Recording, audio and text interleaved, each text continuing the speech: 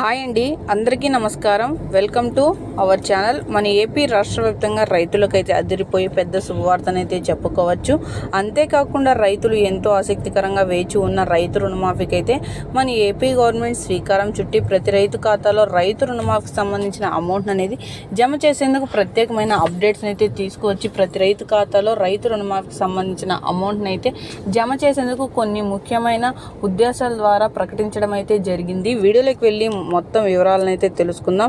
వీడియోలోకి వెళ్ళే ముందు స్మాల్ రిక్వెస్ట్, ఏపీ గవర్నమెంట్ నుండి వచ్చే ఎటువంటి చిన్న అప్డేట్ అయినా మెసేజ్ అయినా వెంటనే మీ మొబైల్కే నోటిఫికేషన్ రూపంలో కానీ లేదా మెసేజ్ రూపంలో కానీ అందాలంటే ఇప్పుడే మన ఛానల్ని సబ్స్క్రైబ్ చేసుకోండి. అదేవిధంగా వీడియోని లైక్ చేయండి. మీ ఫ్రెండ్స్ అండ్ ఫ్యామిలీకి అయితే వీడియోని షేర్ చేయండి. ఇక మనం మీకు ఏమాత్రం ఆలస్యం చేయకుండా వీడియోని అయితే స్టార్ట్ చేసేద్దాం.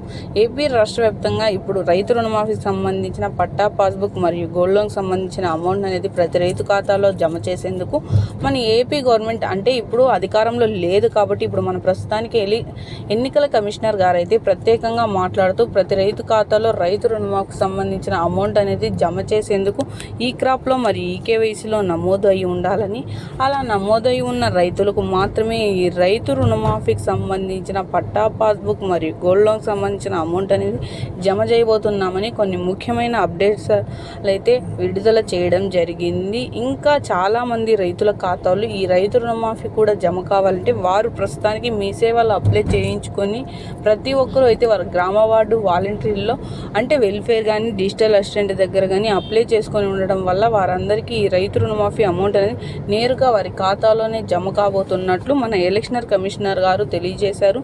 త్వరలోనే ఒక కొత్త తేదీని కూడా ప్రకటన చేసి ప్రతి రైతుకి రైతు రుణమాఫీ అమౌంట్ అనేది జమ చేయబోతున్నామని తెలియజేశారు. సో చూసారా ఫ్రెండ్స్, ఇలాంటి మరెన్నో అప్డేట్స్ కోసం ప్రతి ఒక్కరూ మన ఛానల్ని సబ్స్క్రైబ్ చేసుకోండి. అదేవిధంగా వీడియోని